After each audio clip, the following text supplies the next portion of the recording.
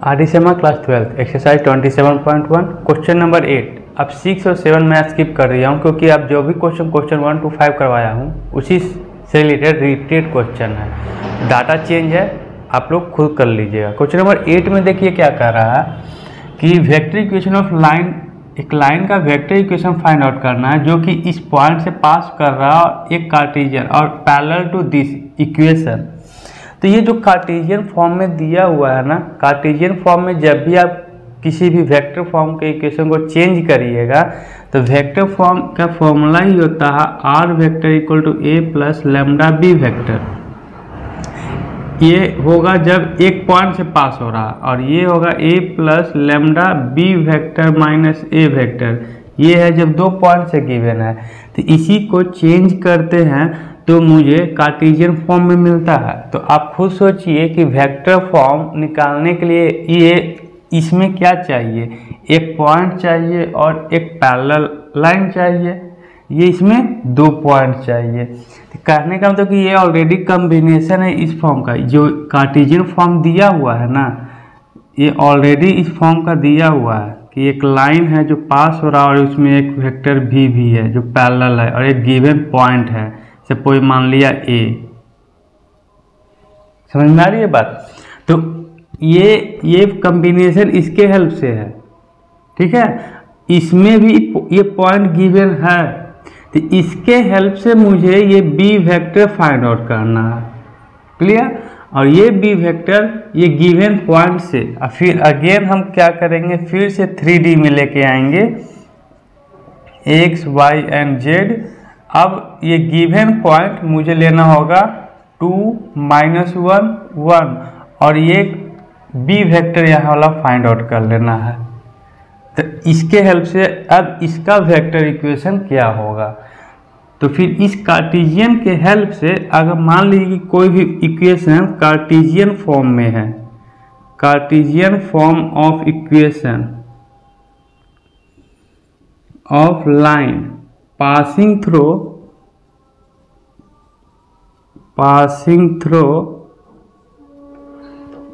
let's say x1 y1 z1 and direction ratio किसका, जो equation parallel है उसका direction ratio let's say A B C ये given है। तो फॉर्मूला क्या होता है, x minus x1 upon A, y minus y1 upon B, z minus z1 upon C. तो ये इक्वेशन कार्टेशियन फॉर्म का, ये भी कार्टेशियन इक्वेशन है। ये दोनों से कंपेयर करिए तो ए बी सी आपको फाइंड आउट हो जाएगा। कहने का मतलब कि इसका जो डायरेक्शन रेशियो होगा ए बी सी क्या निकला यहाँ से 2 7 -3।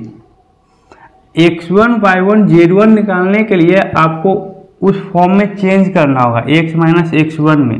कैसे चेंज करें, तो मैं x -3 को एज इट इज रहने देता हूँ।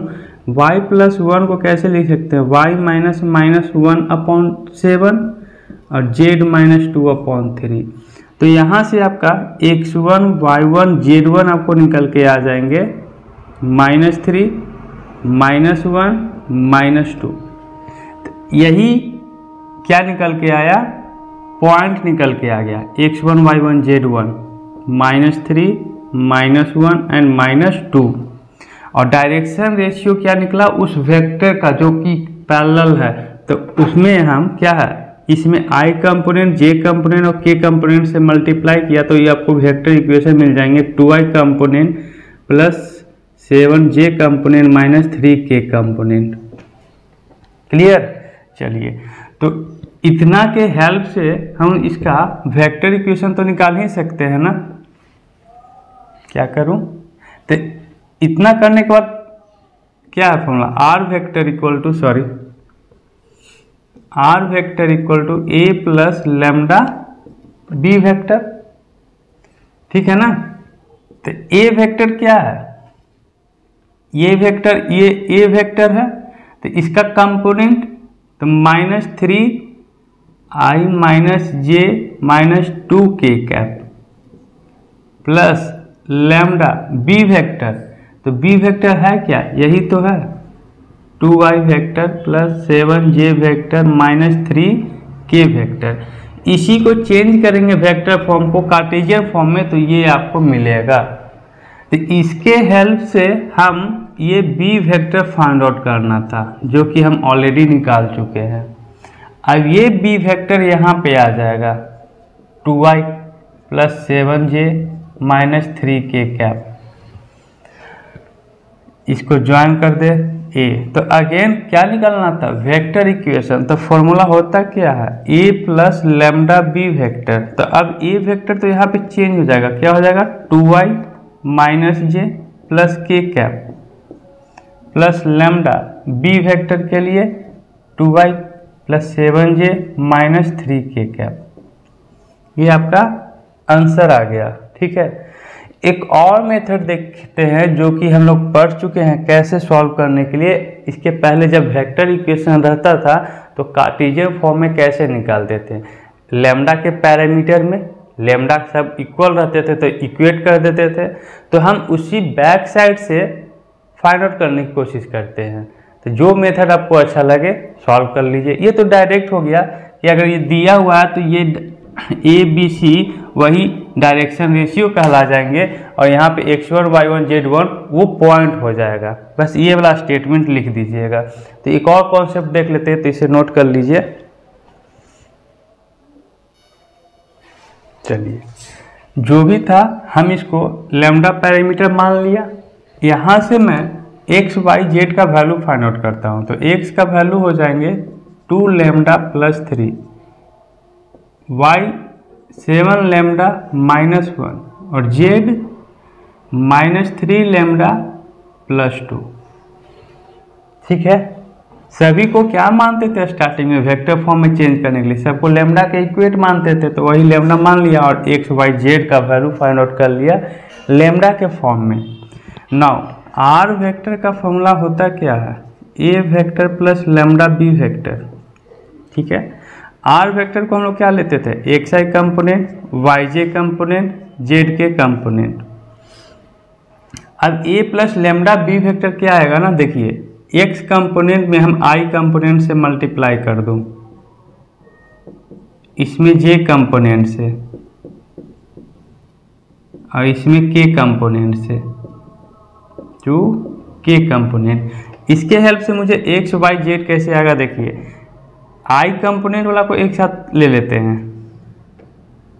ठीक है, ऐसे भी कंपेयर करिए तो देखिए आई कंपोनेंट खत्म होगा तो x equal to 2 lambda plus 3, y equal to 7 lambda minus 1 and z equal to इतना।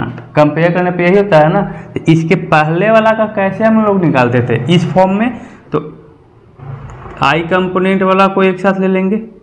ठीक है, तो 3i minus J plus 2k। अब यहाँ से लेमडा इसमें है, लेमडा इसमें है, लेमडा इसमें है, कॉमन ले लेते हैं। तो लेमडा कॉमन लेने पे क्या आ जाएगा 2i, फिर यहाँ से कॉमन लेने पे लेमडा 7j, यहाँ पे लेमडा, यहाँ लेमडा लेने से माइनस 3k। अब देखिए A vector plus lambda B vector के फॉर्म में आ गया। तो इसको आप कंपेयर करेंगे तो बी वेक्टर आपको मिल जाएगा 2y plus 7j minus 3k cap. तो अब कुछ नहीं करना है, ये आपको पैरेलल वेक्टर मिल के आ गया, जो कि कह रहा है ना पैरेलल टू द लाइन, ये कार्टेशियन फॉर्म में है। तो वेक्टर फॉर्म में जब चेंज करेंगे तो वो जो पैरेलल वेक्टर है वो फाइंड आउट हो गया। तो अब 3D का बात करें कहानी, वहाँ से फिल करें तो ये x है, y है, z है। मान लीजिए एक लाइन है, ये पास हो रहा है एक पॉइंट से, इससे 2 माइनस 1 1।